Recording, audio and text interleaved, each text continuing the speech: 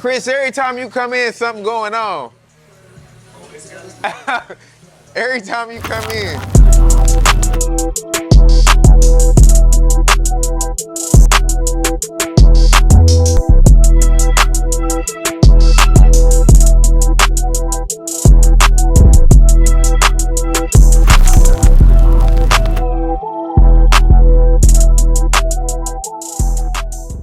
Damn, seen the man. We been in that. Boy. See, I gotta think of some questions for you now. What? You about Yeah. First question. So, you know, before y'all had the barbershop and stuff, like, how was it like trying to build up with you and just Ron, like trying to start everything up together, just y'all two? Me and Ron actually started down the street together. It is, I didn't think that Ron was even going to come join, but we had such a good relationship, whether he came to join me or not, I wasn't going to be upset about it.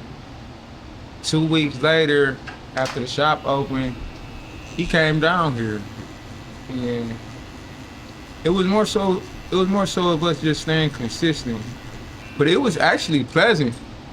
When you cutting hair next to someone and y'all have similar aligned values and y'all work ethic is similar, it's not hard to come in here every day and do what needs to be done. We built a place where, you know, other people can come in here and feel comfortable doing the same thing. So the difficulty level, I don't think it was necessarily difficult. It just was all about just staying consistent, I would say. That was the biggest challenge, Steph, was just staying consistent. Just to like stay consistent, though, like, how did you have to learn to stay consistent? One of the things that helped me stay consistent is knowing what would happen if I didn't stay consistent. What would that look like for myself, my kids, Ron, the other people who were coming to join me? What would that look like if I wasn't being consistent? So I chose, I guess what some would say, my heart. Like people say it's hard to do it, it's hard not to do it. I would say I chose my heart to stay consistent and to keep going, regardless of what was going on around me or what was going on my outside life. I continued to push myself forward. In the beginning, it was as a self-employed entrepreneur, but as time advanced, I started stepping more into being a business owner. And now that we have a consistent and motivated team, it's easier for us because now we can put a system in place where everything can be carried out. Whether I'm here, you're here, Kobe here, Ron here, the system can carry us through everything, in my opinion.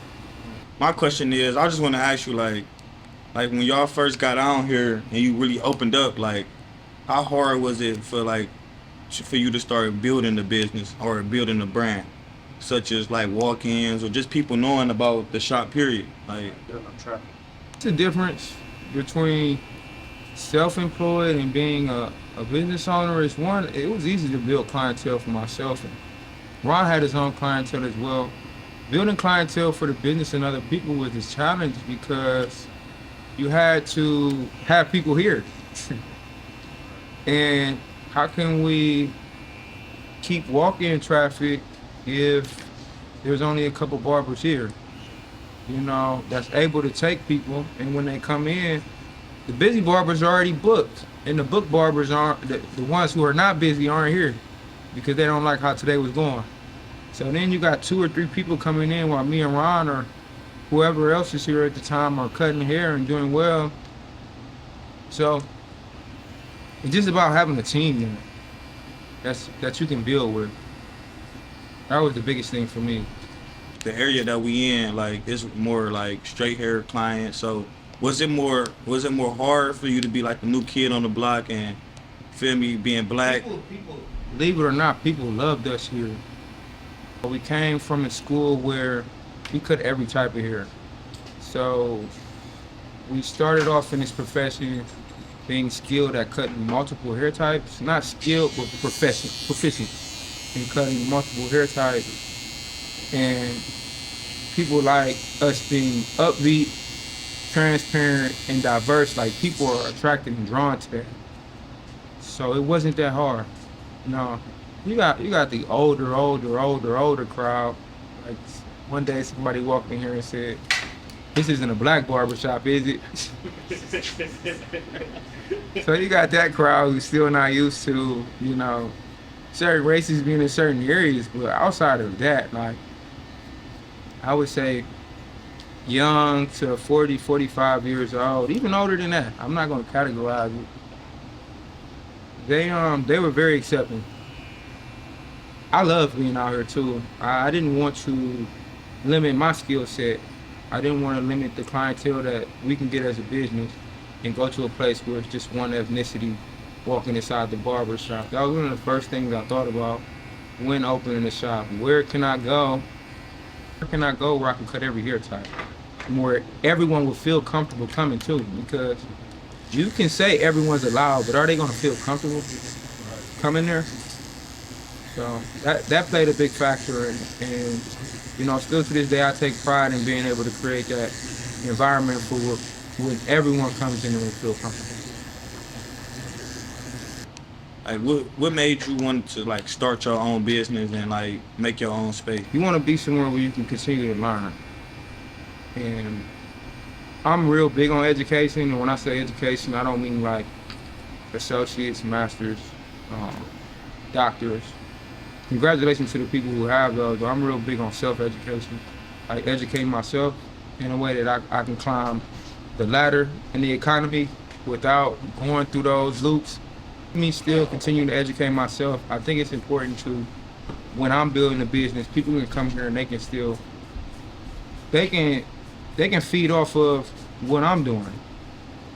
It's like I have the ability to pour inside the people who come around me, and I didn't see that when I was out here. That was my biggest thing, was creating that space. And I'm still in the middle of creating it. It's not perfect. I feel like everyone, including me, we all still have our imperfections, but it's the consistency and the daily progress that we have we're gonna master our system. We're gonna get it all the way together. Some of the struggles you face, like coming out of school, like starting to build your own shop, or like going into a shop, like what are some of the struggles you face? Like the main struggle. The main struggle, I didn't mind going somewhere and it was slow. I did not mind going somewhere and I had to pay hot blue for it. I didn't mind any of that. My main thing was, am I in a place where people want what I want? Am I in a place where we all have each other's best interests? Am I in a place to where the person who owns the establishment has my best interest and wants to see me grow as an individual? That's what I wanted for me. La Barberia they set a bar to where we were all working together just amongst the student body. I'm not even talking about staff, but amongst the student body. We were competitive, we were pushing each other, we were checking in on each other. That's why me, Ron, and John all ended up at the same shop, because we stuck together that much. So I saw what that environment did for me in a year, and I wanted to continue that. To find a group of people that I could grow with. So I would say that was the challenge, was finding that. Shit, my challenge personally was just coming to a brand new shop. I was fresh out of school just like you. I mean, it was a year ahead of each other, but like just from going to a shop that was kind of like not already all the way established. It was there for 5-6 years before we got there. Mm-hmm. Moving from that to a new shop, even though it was not too far, it was like I don't know how to walk in traffic or be or whatever. But again, like I feel like you said, like we kind of had that making each other accountable for what we doing. Like we used to come in early and stay the whole time. Yeah, we were. I think people come in here seeing what we do and think it's like that's how we always been. Mm-hmm. But like we didn't put work in either, mm-hmm. and that's why it kind of took so long to like discourage the solid crowd. Yeah, people see how much hair me and Ron cut on a day-to-day basis. And it's nothing crazy. Like Kobe, I've seen you come in here and do something similar within your first week. Mm-hmm. So it's attainable. on a consistent basis where people see certain things and it discourages them. It's, in my opinion, I'm a glass half full type, but I'm also a realist. It's a balance between the two. If you put the work in, it can be the exact same way for you. You know, that's my opinion. That's my take on it.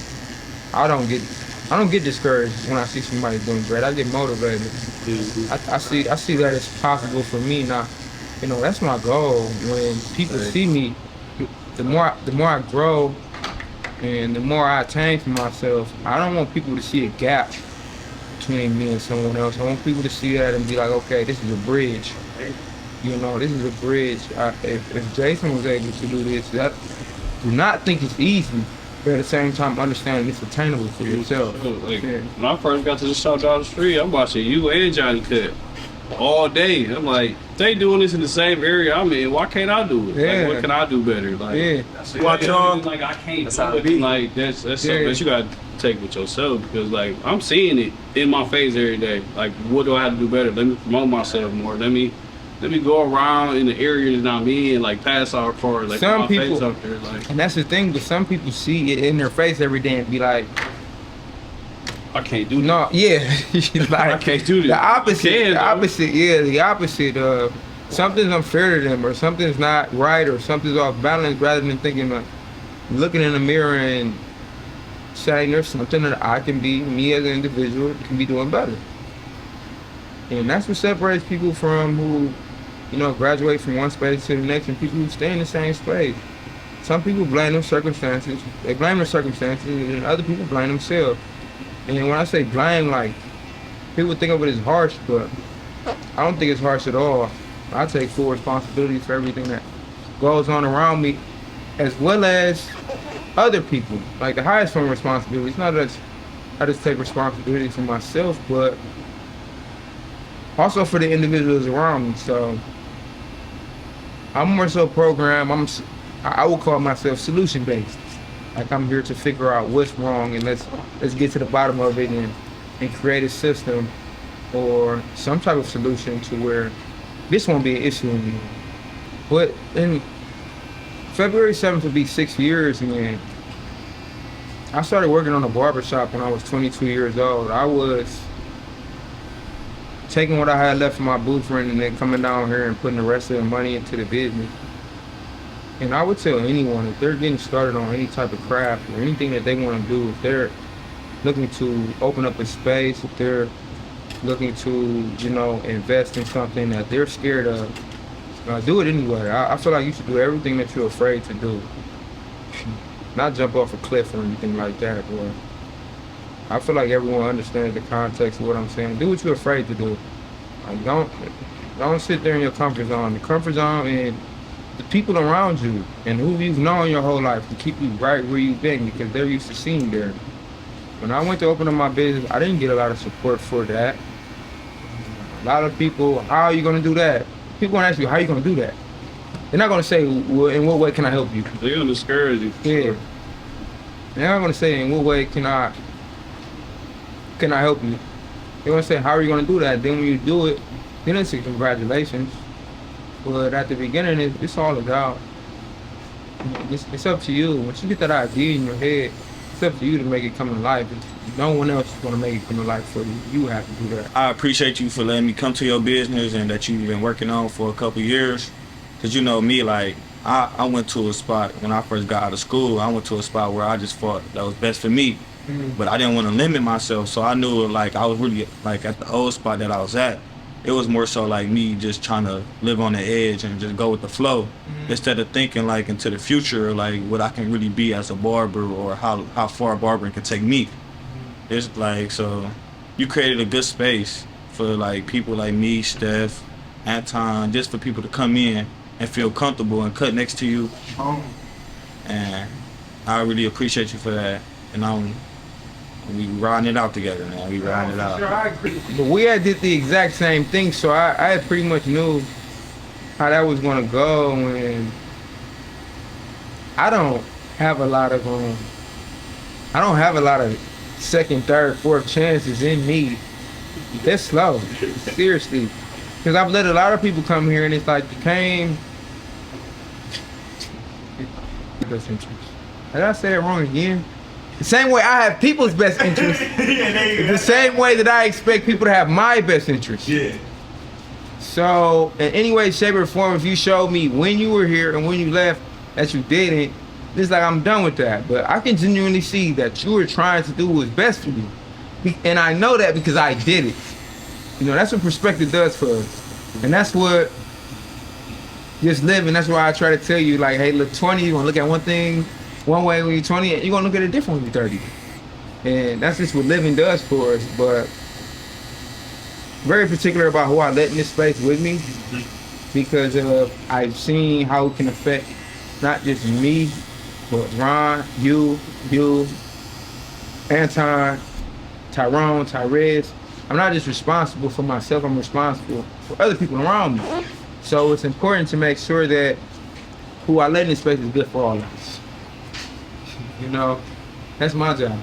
You know, and if I see in any way, shape, or form that you come in here for a reason outside of trying to grow with us and become a part of what we're creating, then I'm cool on that, because believe it or not, there's a lot of people that have came here and took, learned, we've helped, and when they leave, nothing is said. And this, you know, you kept in contact, or you would say like, oh, this is going on, that's going on, and you just would be transparent about what type of space you were in. A lot of people don't do that, you know. So I appreciate you for doing that. I spoke to Anton about it. When you left, I said, Kobe's gonna be back. When you find a good group of people, you stick with them. That's how it was when I met y'all in the school. Like, that's one thing I can say, like, for me going to barber school and just meeting people, like, I didn't know shit. Like, you would think I knew Steph before I went to barber school. Oh, you didn't meet Steph to a barber college? No. How you clicked up? Shit. And here me and Jay. Yeah. Like we knew a lot of close Trying to friends. click from the barber school. Me, Steph, me, Tyrone, even me and you, Jason. Like, when you first came in there, we probably ain't really rock. Well, I don't want to say we ain't rock, but like we weren't really dead. But you feel me? We built our relationship as Hey, we just used to talk trash to each other. yeah. It ain't click right then and there. But like, and then like I also faced the challenge myself, of, like just getting myself out of an environment where I'm not really used to. So like, more so like, okay, like I'm used to like being in the hood cutting hair. That's cool. Like, but coming out here and then like the different type of hair, or just being away from like my main clientele that I thought was my clientele. Yeah. Like being far. That's good clientele. Yeah, like being. Yeah, it's definitely the hood clientele though. Like It's the hoods. Like no, no. that $20 cut.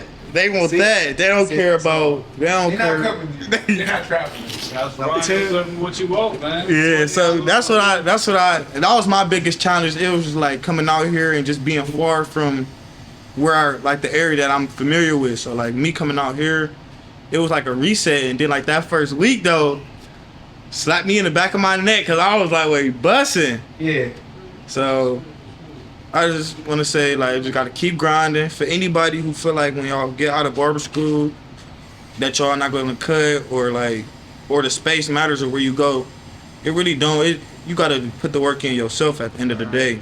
Like the shop owner, like, yeah, he gotta have a business or like promote the business, but you also gotta build your own clientele because you your own boss at the end of the day, like. And that's one thing I had to learn, like, cause when I got fresh out of school too, like when people like, I ain't gonna lie, like it was the big old narrative like on coming to your shop, like, all right, him and Ron go be cutting, but you ain't gonna get no walk-ins. But swear to, like people that ask me like, damn, like what shop you going to? I say I'm about to go to Jason's shop. They're like, hey, I don't know, like, hey. Ask them same people if they was actually here in the shop. God. Was they actually doing what they were supposed to That's do? when you just sit up straight. So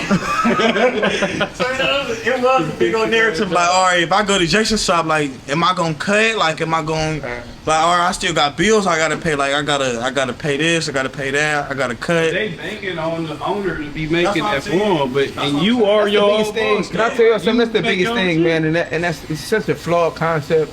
And it's such a flawed mindset to think that you're going to be self-employed, but another person's going to feed you.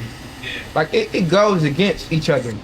Like to want the benefits of a business, but to do what you want to do and come in when you want to come in, wear what you want to wear, do what you want to do on a day-to-day basis. And I'm not saying that that's necessarily the habits that I just named is they aren't lucrative either. But to think that you're going to be a self-employed person, pay rent somewhere, and operate as your own entity, as your own business, and still be fed by the business is a flawed concept. No, for sure.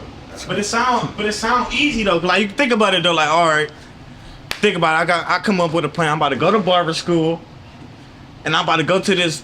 Let's say like, or I'm about to go to this busting shop, right?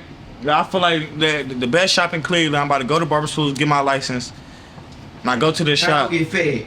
Yeah, all I gotta do, I can leave when I want to.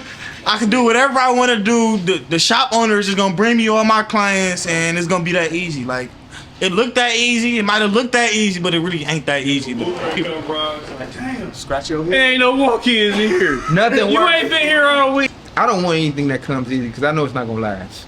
That's just my experience. Me being 29 years old, I'll be 30 in November. That big 3L creeping up on me. It's a lot of life things that I've had to sit down and discuss amongst Jason to Jason. And one thing that I have learned within my 29 years is everything worth having that I still have to this day, I had to fight for.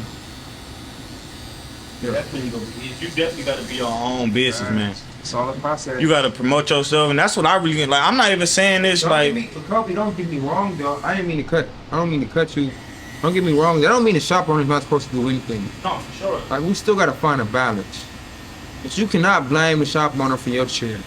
You know, if you want somebody to provide consistent clientele for you, go to Sports Clips or Best Clips.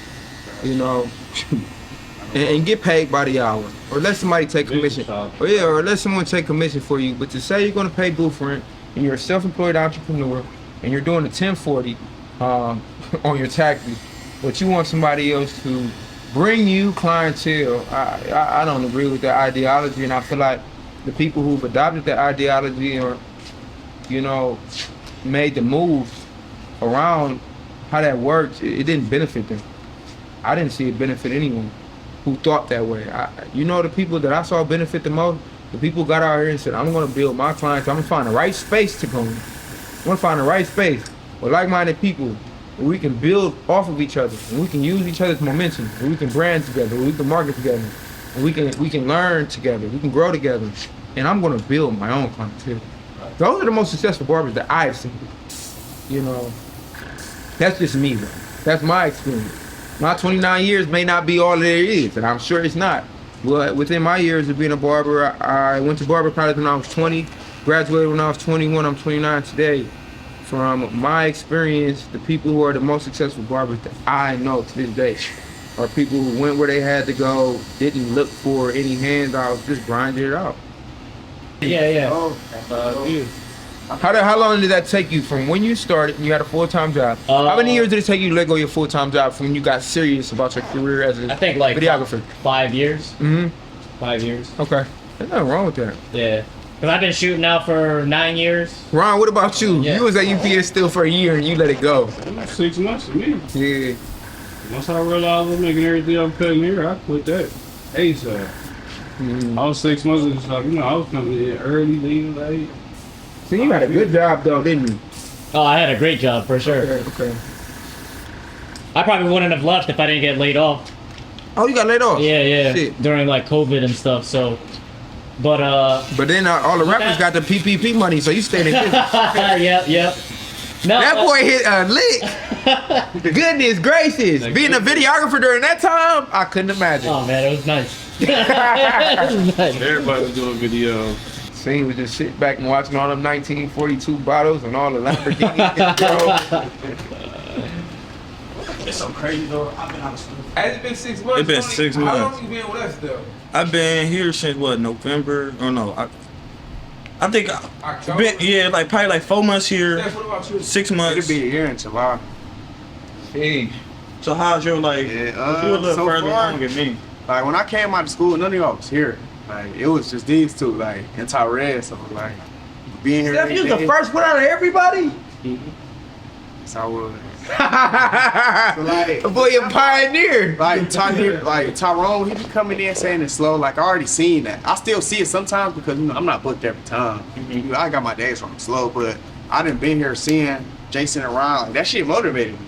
Seeing them cut all day like that, seeing them do cool cuts. Like, You saw them doing that summer action though. some straight summer action. Like that. Yeah, that but shit is. and he was in here with y'all that summer action. Like it's all a process to it. Like you just gotta stay down, stay dedicated, stay motivated, and just keep grinding it off. It's all a process. We all gonna be there. Me and you gonna be where they at soon.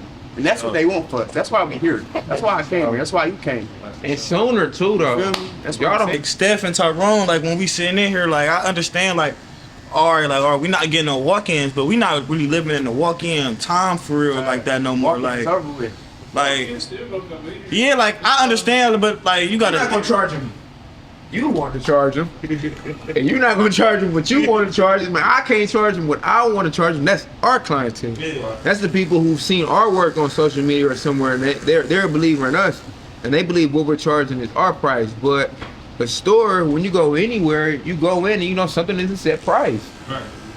The average price of a haircut isn't 70, 45, 50. That's appointment-based walk-ins. That's somebody who's seen your product and said, hey, look, I believe in this. I'm going to get this. I'm going to the specific person here today. But the average price of a haircut on Vine Street, like for us to even be able to say 45, 50, 70, $60 on Vine Street is a blessing in itself. So it just like, you can't ask for everything at once. It came out You know, 25, 20. Yeah, me and Ron was charging $20 and $25 when we got out of Barber college. So even walk-in Even when we prices, came down here. walk-in prices being 35 is amazing. No, for sure. I was just saying such as like the time that we in right now, like doing social media and just how the world works today. Like I don't feel like of course you of course you still gonna get your walk-ins, but like you're not gonna catch a normal like 20-year-old or 30-year-old just about to walk into a barbershop and wanna like nobody walk into. Cause I know if I'm going to go get my hair cut and I was not a barber, I wouldn't just walk into no shop trying to get a haircut. Like I'll try to contact the person. Would you ask anybody to be a videographer? You're gonna go find them. Yeah. Would you ask anybody to be a tattoo artist? You're gonna go find them. To be honest, Kobe, like I really don't like going into a barbershop. And I asked him like, why you don't like going into a barbershop? He like, I like it like this where I can just tell you what time and I come right in and get my hair cut instead of me having to sit down and wait 15, 20, 30 minutes. You feel me? He said it's more comfortable for me to come in. Hard scheduling though too. Yeah, like it's, Hey, dog. This is what dreams are made of. I looked in the corner. I don't got my glasses on, so I can't really see. But it looked like it's fire. It looks fire. I can't see it, but it looks fire. Yes, sir. That, bro. I don't need that, man. I don't need that in here.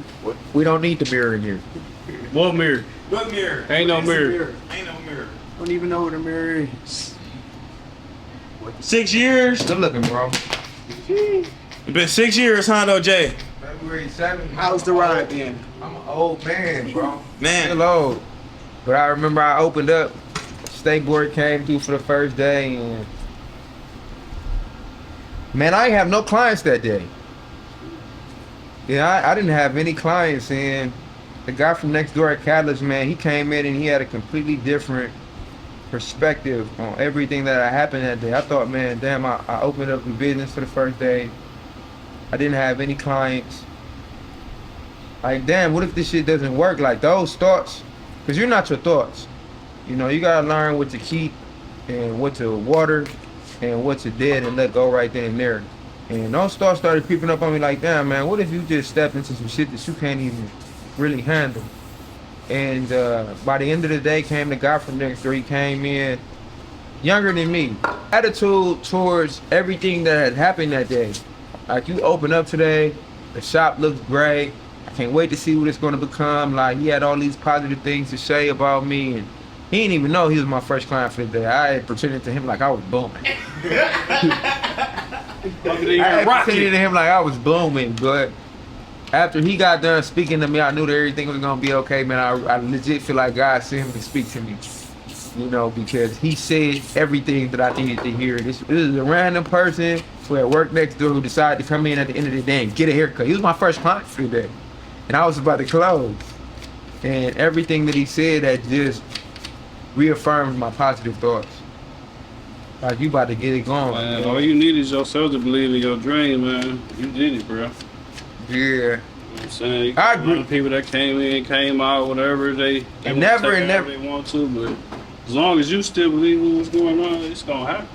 Yeah, I saw 50 Cent That's what I say can say something. with him. He always did what he was supposed to do. He always looking out for one another. Whoever in the shop, he wants the best out of them. And we want, well, if you really here, you want the best for him too. So Yeah, that's why he gonna make it happen, bro. Yeah, for sure. And to elaborate on that, it's like, yeah, like every time, like I never seen Jason like hate on nobody or even talk bad on nobody who, you feel me? Even if you want to. Even if he want to, he probably got a million things to say about anybody, but you feel me? Exposure. Like even like I done heard, oh, Jason not humble or Jason this, Jason that. But like you gotta understand, like if you when you that type of person like who just there and always trying to help people out, and then highly about others. yeah, like You expect me not to think highly of myself? like if I speak highly about others? and then if you even that type of person, like when people like just like how he said, like people are coming to the space and just leave and try to shit on the shop period, like that can, you feel me, take a toll out of somebody like who generally just want the best for you. People at the school that don't know what's going on. Y'all Yeah. Bad vibes about what's going on up here when it's nothing but great vibes up here. Yeah, so We don't want nothing but the best for everybody to make their own money, to make the best out of the career that you pick. I heard Like, 50. I'm a barber just like y'all. Why would I want y'all to be cutting like me? Like, Yeah. that's when we had the most fun with everybody here cutting. Yeah, but when you can't see it, when you cannot see it for yourself, you can't see it for other people.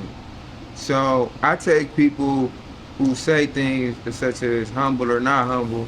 You know, a lot of people don't even know what I came from and where I am now, and that's really no one's business. But when you can see the best for yourself, then you can see the best for others, and you'll understand that, you know, someone coming from certain spaces where it was like damn near this is not a norm in no way, shape, or form, and this is what this person has made the conscious effort to become.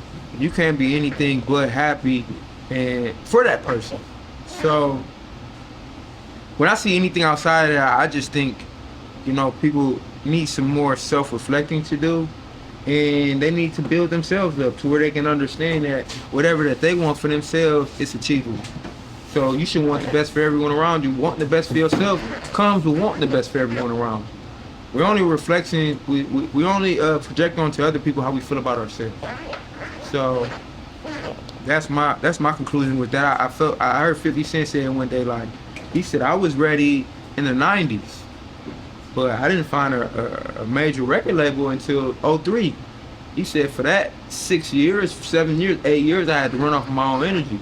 So people took that in as me not being humble, but it just, if no one else in this room believes I am who I am, if I'm the only person who believes this, then my confidence in who I am has to be unwavering as an individual. So that might come off as that to some people, but it's just me knowing who I am. And whether the whole room says I'm this person, whether my family, my friends, or the woman that I'm dating believes or treats me like I'm this person, I have to know. And then my actions are going to display that. And everybody should feel that way about themselves, you know? That heat ain't heating right now. We gotta turn that. See, it's still on auto. It's supposed to be messed up at. Kept it on, but it turned it off. So that means that the motor's still working, but there's no heat kicking out of it. So we kept it on.